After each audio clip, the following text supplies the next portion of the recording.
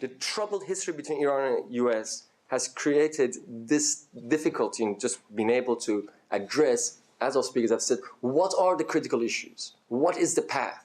Where are we going with this negotiations?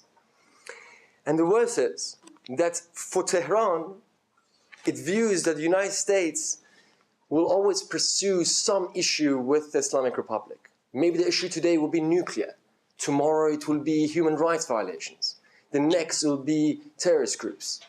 And so the regime has decided, and this is from a very closed meeting with Ayatollah Khamenei when in 2002 with the reformists in a meeting he actually mentioned that we have to pick the nuclear issue because it is the only issue that we can rally the whole nation around. We can actually, if we do not stand our ground on one point, the Americans will move on to the next and next.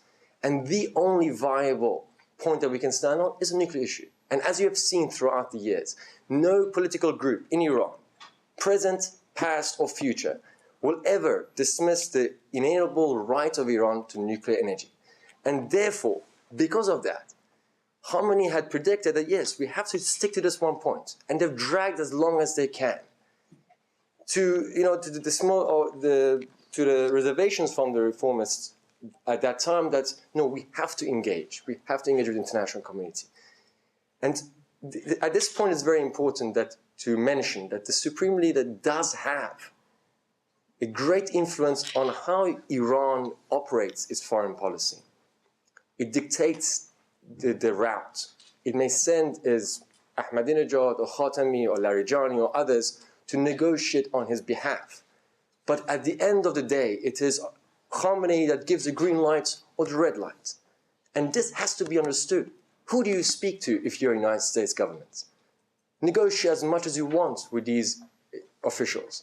But at the end, it is Khamenei that says, go ahead, I don't feel like it, maybe tomorrow. This is a dilemma that the US is sitting on as well. So strategically, they picked on the nuclear issue. And for Iran government, Islamic government, its biggest fear and worry, as again has been mentioned, is regime change. It says that, America has sugar-coated it with this and that, but at the end, it is aiming for regime change, and it would not stop until there is regime change.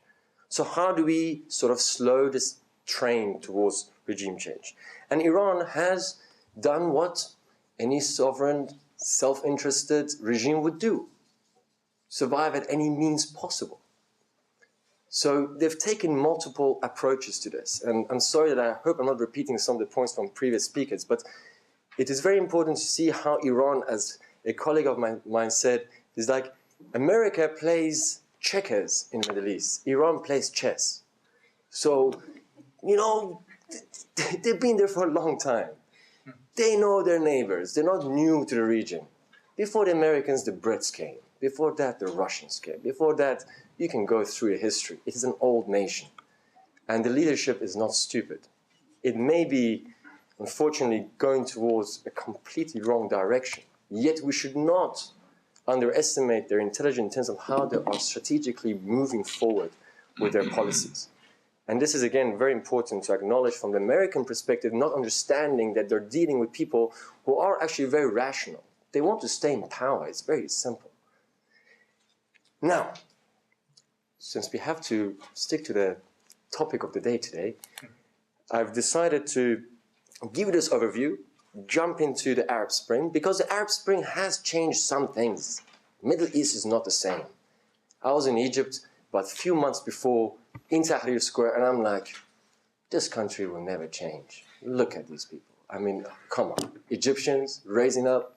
I would mention Hosni Mubarak, and people like, don't say anything, Even the cab driver was afraid to tell me the truth about their society. That's my indicator, that there is really no freedom when a cab driver doesn't say anything bad about the regime. Unlike in Iran, which every cab driver and everybody is cursing the regime, of course, inside and outside. But at the moment, it's a little bit more difficult.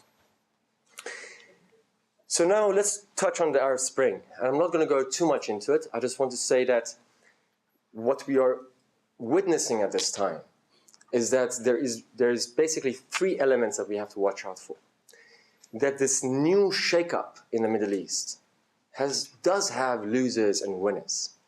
And we can make any projections on how this will develop, but I will give my little 2 cents to it.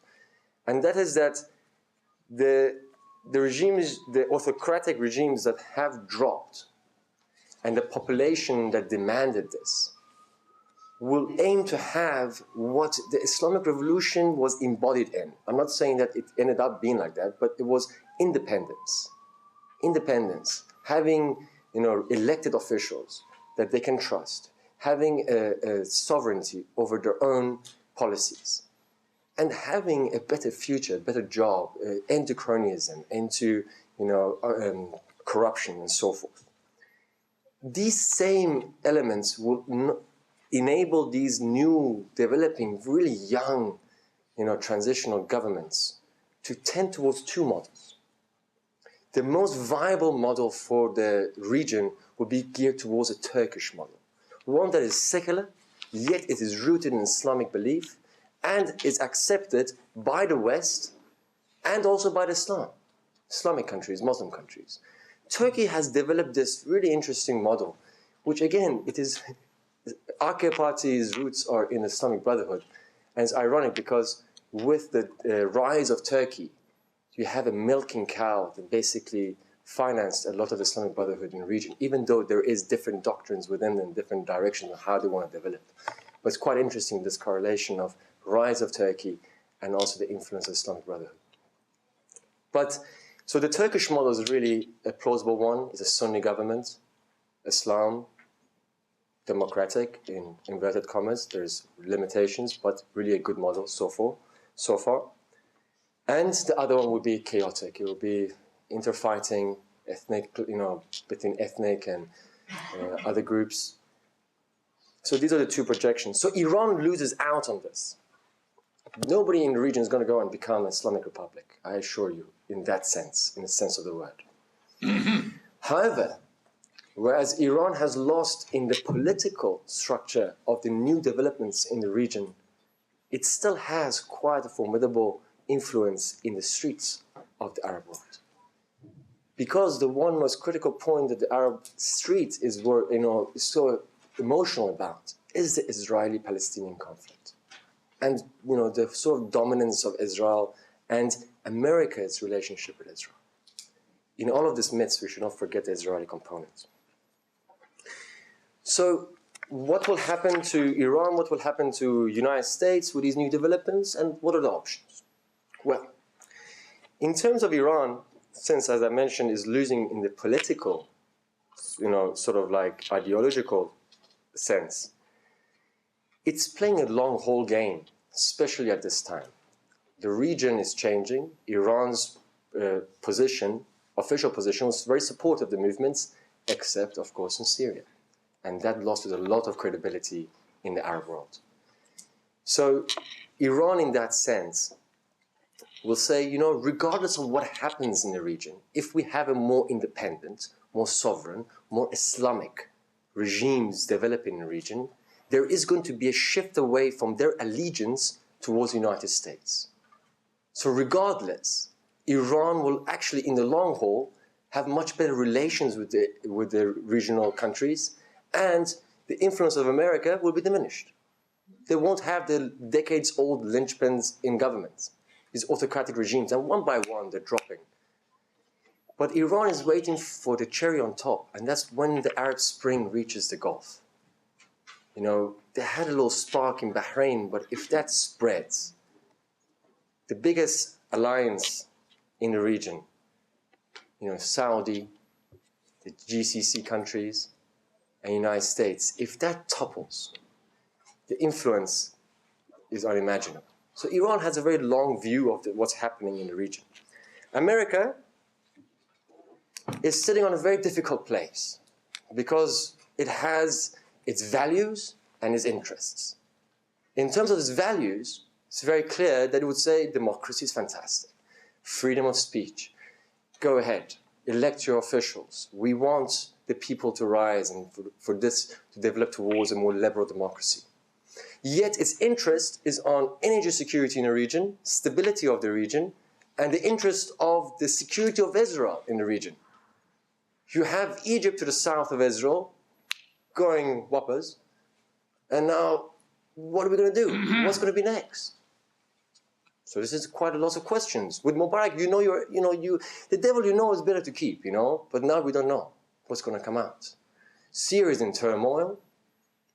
America officially says, let's bring this Assad government down, but you bring in Alawites down, and then you're going to replace them with what? What is there in Syria if the Alawite regime falls? The Islamic Brotherhood. The Sunnis, extreme Sunnis. You're going to replace them with that. Then what do you think is going to happen on the flanks of Israel? So, and Turkey, relations with Israel is also diminishing. So, United States in a very difficult situation at the moment. Do I go with my values? Do I go with my interests? Unfortunately, as we've always learned in the history of US foreign policy in the region, interest always prevails. Regardless, interest always prevails. I don't want to talk too much. Please, Mr. Moderator, Professor Zahn, stop me when I need to be stopped. Thank you. And but now we wrapped up this whole, this sort of Arab Spring. What does it happen to the internal politics of Iran? What is Iran doing in the middle of all this? As I mentioned, they're playing the long haul game. So what are they doing in the short term? They've realized these uprisings, wait a minute, didn't it start in our country? We started it. We started the Green Revolution. We started this whole Twitter and YouTube revolution. We began it. We didn't reap the rewards yet, but we started it. So the Islamic Republic, the government, it's now decided, wait a minute, the region is exploding. We saw this happening in our own country. We took out 2/3 of our internal forces to basically stabilize the country. The High Commander in the Basij, through a source of mine, mentioned this. 2/3 of the internal forces were rallied to control the crowds. They took out all their guns, in a sense. And I was actually there. I arrived the day after the elections. Not the best time to arrive in Iran, but fantastic time at the same time. It was quite incredible to see the energy. Unfortunately, it was also very disturbing. But what I wanted to allude to is that the regime has consolidated now power. It's like is getting isolation, international isolation, sanctions. For the first time, the UN General Assembly voted overwhelmingly to sort of like pursue the human rights violations in Iran. That would never happen a few years ago. That you have Arab countries voting against Iran. So this is a completely changed. Just international isolation Iran is feeling is enormous. But my argument is that the regime has decided, okay, situation is bad. Nobody likes us. Let's close ranks. While they're closing ranks, there's divisions. So there's two schools of thought that says, one is that there is divisions between Ahmadinejad government and the Supreme Leader Ayatollah Khamenei, and this division is really heated, and it actually may break this system down. One is pursuing more like nationalistic, Republican like sort of approach. One wants to keep a theocracy and autocratic regime in place. And in the mix of all this, the Basij, the Sepah, and is also entangled in all of this. Quite a complex little pie. But there's another thought that says, you know what, this whole wrangling between the two, to some extent is real, to some extent may not be real. Maybe the regime decided that it is important, more important, to shut down and remove any real opposition in Iran. And that was the leadership of the Green Movement, Mousavi and Karoubi and others. And they have silenced them. And they have created a sort of a false opposition within for the internal legitimacy of the government. Now, why do I say that? Well, there is also election here in Iran, but it's a parliamentary election. And for the Iranian regime, legitimacy is quite important. And as my colleague Kaveh has mentioned, they do seek, there is some, the population believes that there is some sense to elections. But the regime has to test it, because after 2009, they've lost so much legitimacy. So they have to push something through these parliamentary elections in March 2nd, 2012, and bring out the crowds. How do we bring out the crowds? Create a division, create an opposition. In the same time, shut off the Green Movement once and for all. Mousavi cannot exit his house in Iran. The voices are cut. Cell phones to SMSs to internet to whatever is under control. Iran is closed to the world. What better time to suppress? I have 1 minute. Anyway, so the point of all of this is that what options do we have? And I will skip to this very quickly. And the solution to it is that if I was in the United States, I will go through, basically to deal with Iran, you have to deal with 2 complete parallel packages. Deal with the nuclear issue through institutions which are already in place. United Nations, Security Council or United Nations, P5 plus Germany, as you've done before, and enhance with the IAEA, and go through the diplomatic channels on the negotiations for the nuclear matter. But parallel to this, there has to be a bilateral, comprehensive package of negotiations between United States and Iran directly, without US and Iran solving their issues on a bilateral basis, on issues that range multiple for over decades. And then put the ones that deal with international and regional disputes on an international platform. Through this double track, if you can make headway on one and the other, if there's better relations in US and Iran, the nuclear should be solved. And I hope that in the near future, that Voice of Reason will succeed and will have not the option of confrontation, because that would be just retarded. Thank you.